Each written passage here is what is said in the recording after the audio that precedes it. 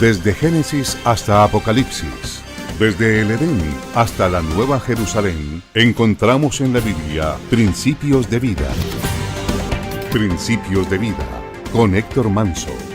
Las verdades inmutables e inspiradoras de las Escrituras para aprender a decidir lo que Dios ordena. Y ahora con ustedes, el tema de hoy.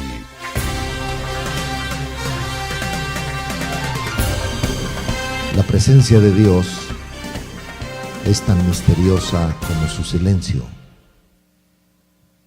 Cuando Dios calla, su mensaje es más profundo que lo que dicen sus palabras. Cuando Él se ve ausente, su trabajo es más real, más seguro, más palpable que lo que ve en nuestros ojos. Esto representa tres diferentes desafíos para los que hemos depositado nuestra confianza en Él. El primero tiene que ver con descifrar el misterio. El segundo, entender lo que se relaciona con el misterio. El tercero, aprender a confiar, descansar, depender en lo que no podemos descifrar y en lo que no podemos entender. Todos en más de una oportunidad nos hemos visto en la urgente necesidad de querer oír de manera palpable la voz de Dios. Cuando no es así, nuestra vida tiende a experimentar desequilibrio en todas las áreas, particularmente en el área espiritual. Cuando las circunstancias no son contrarias o adversas, siempre nos vemos necesitados de que Dios nos muestre directrices, nos proporcione guianza y nos conceda dirección en medio de las diferentes experiencias desagradables que nos abaten. Y pareciera que mientras más nosotros buscamos a Dios, mientras más queremos relacionarnos con su presencia, más huecos, más vacíos y más sin sentido nos encontramos en el mundo. De eso es lo que hablaba el escritor del Salmo número 22. Cuando él comienza a describir de manera profética lo que se relacionaba con las experiencias que habría de experimentar nuestro Señor Jesucristo, Él pareciera que en sí mismo estaba viviendo periodos donde se veía profundamente abatido por todo lo que representaba el cumplimiento de una misión. Y en el versículo número 11 de el Salmo número 22, ahí registra lo siguiente: no te alejes de mí, porque la angustia está cerca, porque no hay quien ayude. Indudablemente, lo que estaba viviendo este personaje tiene mucha similitud con situaciones, circunstancias y experiencias que nos toca vivir, donde pareciera que Dios se hace distante cuando más lo necesitamos. Hay ocasiones en las que podemos encontrar un apoyo o una ayuda en quienes muestran que son amigos, pero esto no es así en todos los casos. La verdad de las experiencias de la vida confirman que hay ocasiones en las que los seres humanos que nos rodean se ven impotentes de ayudarnos, y ante semejante experiencia experimentamos confusión. ¿Por qué razón? Porque hemos aprendido por lo que enseñan las Sagradas Escrituras y que ha sido confirmado por medio de lo que hemos sentido, que cuando Dios se manifiesta en nuestras vidas, la primera evidencia de su presencia se relaciona con gozo. Esto, en cierto sentido, es muy bueno. Pudiera decir demasiado bueno o extremadamente bueno. La causa de lo que estoy diciendo se basa en el hecho de que no conocíamos lo que era el verdadero gozo. Experimentábamos momentos de alegría, sensaciones de placer o de deleite, pero nada que se comparara a lo que es la presencia de Dios. Cuando por primera vez pudimos sentir, experimentar y disfrutar su presencia, eso produjo un impacto en nuestra vida de tal manera que el concepto que teníamos de Dios cambió en su totalidad. Ya no veíamos a un Dios invisible o irreal, o un Dios que no podíamos sentir, como lo comenzamos a ver a partir de ese instante. Porque una de las características que produce su presencia es la manifestación de gozo. El escritor del Salmo número 16, versículo 11 dice: me mostrarás la senda de la vida, en tu presencia hay, no solamente dice gozo, sino que dice plenitud. La palabra plenitud tiene que ver con algo que lo llena todo, tiene que ver con abundancia, tiene que ver con excederse, tiene que ver con ir más allá de lo necesario o de lo que se requiere.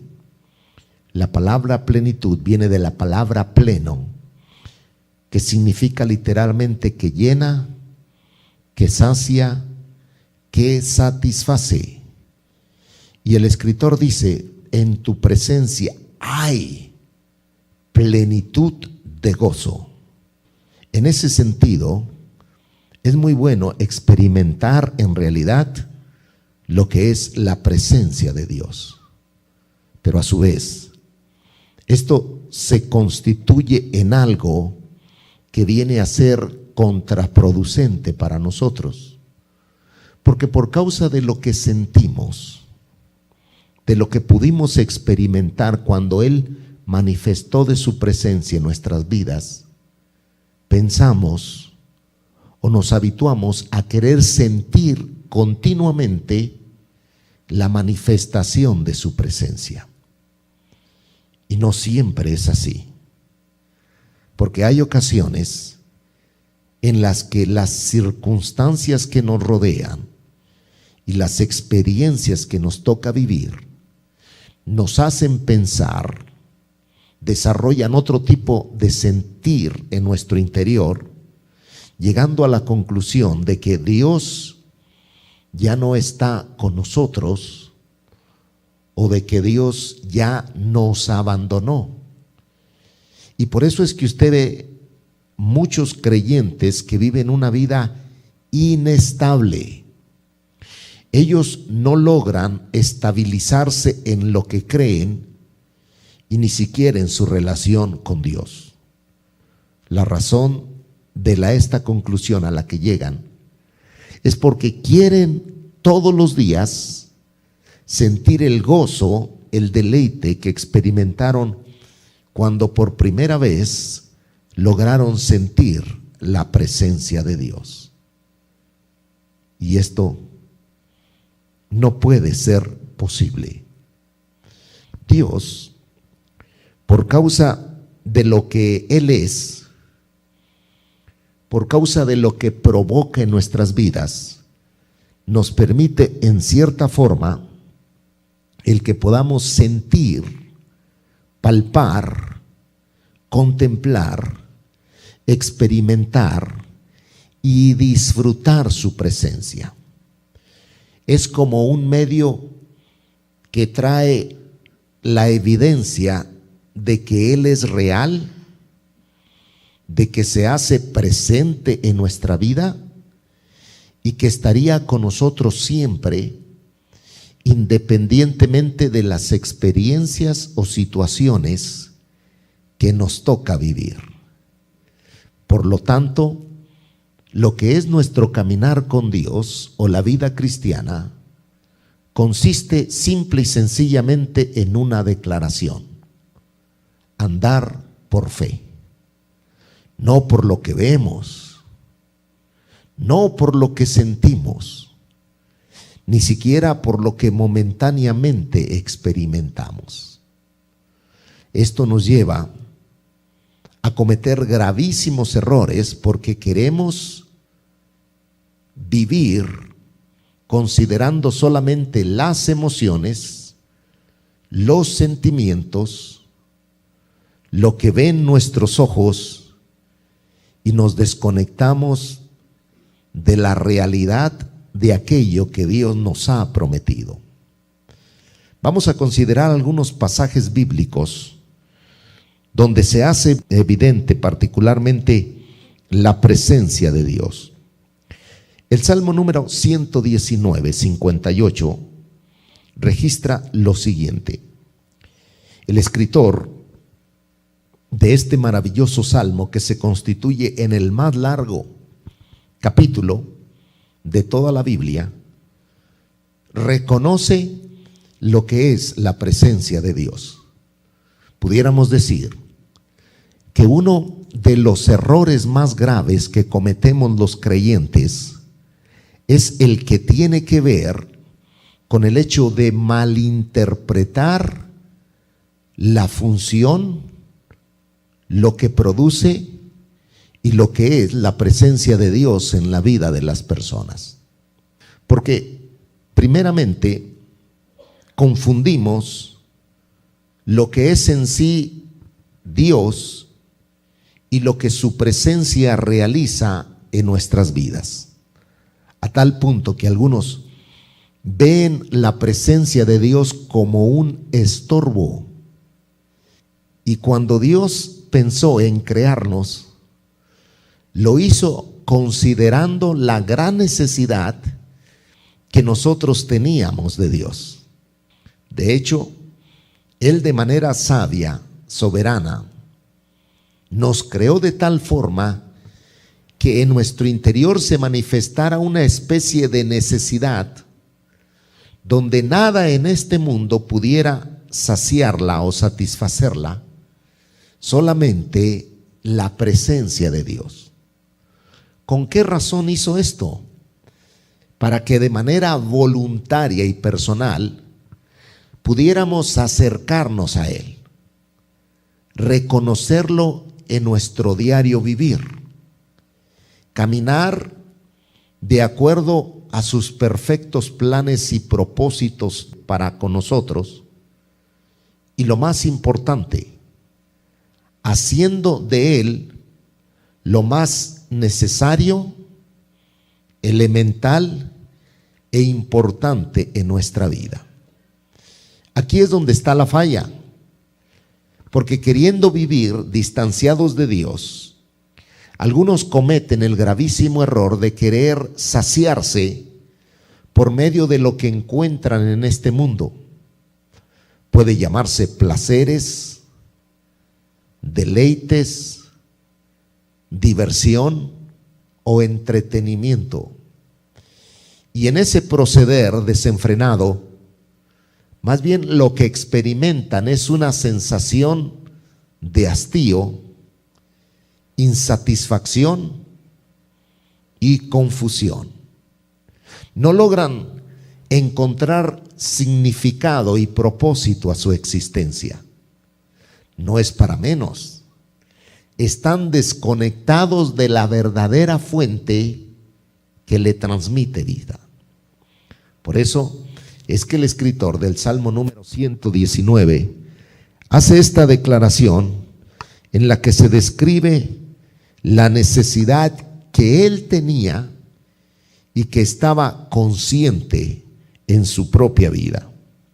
Dice: tu presencia supliqué de todo corazón. Ten misericordia de mí según tu palabra. Lo que el escritor del Salmo 119 estaba declarando era la gran necesidad que tenía de Dios. Y él utiliza la palabra súplica. Súplica es sinónimo de ruego, clamor y oración. Lo que llama la atención esta declaración es que él dice que suplicó la presencia de Dios con todo corazón, que es una forma de decir que él lo hizo con fervor, con pasión, con anhelo de que Dios le pudiera conceder que se manifestara la sensación de su presencia. En otras palabras, para que una persona se sienta miserable, no necesita errar en la vida, no necesita convertirse en un abusador, en un ladrón o en un homicida. Lo que una persona necesita para sentirse miserable en este mundo es solamente vivir distanciado de Dios y que no pueda disfrutar la realidad de su presencia. Por eso, él, como no sentía a Dios, clama por misericordia. Tu presencia supliqué. Y luego dice, con todo mi corazón, ten misericordia de mí según tu palabra. Es interesante que él no dice, ten misericordia de mí por causa de mis obras o mis buenas intenciones. Lo que él dice es, ten misericordia de mí de acuerdo a lo que tú ya has dicho. Eso le otorga mucho significado a lo que se encuentra registrado en las Sagradas Escrituras. Porque cuando Dios dice algo, Él no se retracta. Es muy importante que entendamos esto. No es que Dios hable algo ahorita y que luego cambie de parecer, que diga, no, siempre no, no lo mereces, no eres digno, no eres apto para recibir esto. Lo que hace que no se manifieste en nuestra vida aquello que Dios declara, muchas de las veces es la manera en la que nosotros nos conducimos en este mundo o la manera en la que nos relacionamos con Él. Para que me entienda esto, quiero usar la referencia que dice el libro de Corintios, que todas las promesas son en Él sí y en Él amén, por medio de nosotros, para la gloria de Dios. Esto significa literalmente que lo que Dios promete que va a realizar, Él lo efectúa. Pero el punto de conexión para que se manifieste depende en gran parte de nosotros. Lo que viene a ser lo imposible,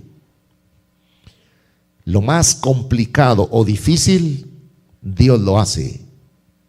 Lo simple depende de nosotros. ¿Qué es lo simple? La persistencia, la perseverancia, la obediencia, la fe.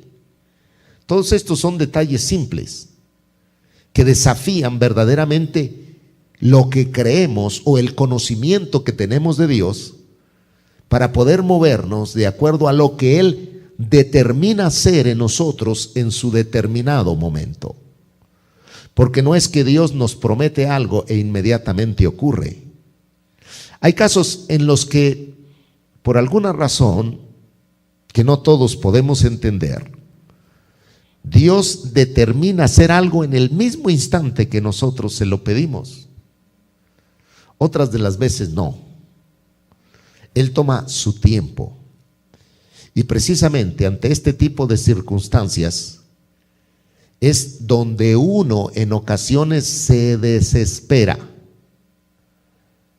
Cuando no ve lo que esperaba que ocurriera, como resultado de ello comienza a titubear en lo que cree y desarrolla comportamientos basados en doble ánimo, donde una vez se siente bien y de repente se siente mal, donde de momento tiene mucha motivación y donde después ya no la tiene.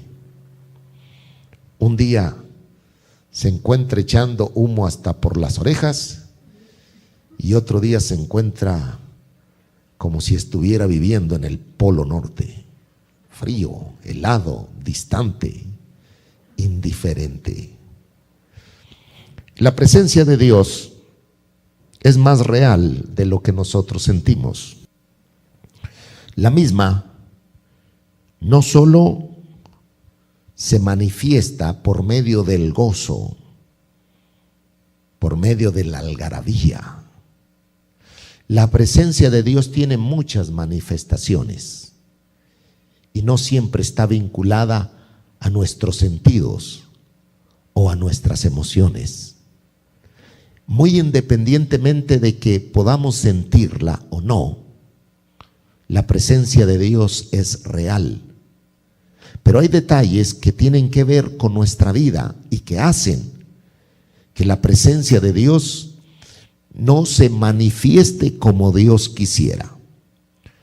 Un detalle que nos ayuda a entender lo que les estoy diciendo es el hecho de pensamientos, palabras, acciones, actitudes que posiblemente no tienen nada que ver con el pecado en su totalidad, pero que de momento tienen un vínculo o una conexión. Es decir, alguien no necesita literalmente cometer un robo para que de momento contriste al Espíritu de Dios. Cuando hablamos del Espíritu de Dios, es otra manera de referirnos a lo que es su presencia. Su presencia y el Espíritu de Dios son los mismos. El Espíritu de Dios vino a manifestarse de manera más evidente en el periodo del Nuevo Testamento. Antiguamente, en el Antiguo Pacto, Dios se manifestaba de manera esporádica. En los periodos de Moisés, lo hacía por medio del campamento, cuando levantaban, tenían una tienda donde ahí habitaba la presencia de Dios, era una especie de tabernáculo. En los tiempos de Elí, en los tiempos de David, la presencia de Dios operaba por medio de un arca. Era el simbolismo donde la presencia de Dios ahí habitaba. Ya en lo que es el Nuevo Testamento, el Señor Jesucristo le dice a sus discípulos: a ustedes les conviene que yo me vaya, porque si yo no me fuere, el Consolador no vendría.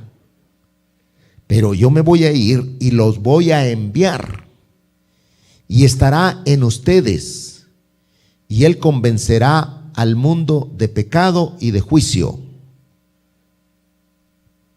A partir de ese entonces, el Espíritu de Dios habría de operar en la vida de todos los creyentes. Su presencia habría de estar ya morando todos los días con nosotros. Pero nunca se nos prometió que todos los días la íbamos a sentir. Hay días que uno humanamente quisiera más bien morirse. Y no hay evidencias, destellos, ni testimonio de que Dios esté allí para consolar. Lo que hace más triste esta experiencia, que se convierte en un lamento, es cuando se toma un periodo de tiempo para hablar con Él y las oraciones no producen resultados inmediatos. Las personas como que hablan con Dios y al hablar con Él, como que no pasa nada. Esto no significa en lo más mínimo que Dios no escucha o que Dios no atiende o que se ha olvidado de nosotros. Ante semejante realidad es precisamente donde se hace evidente el misterio de su presencia.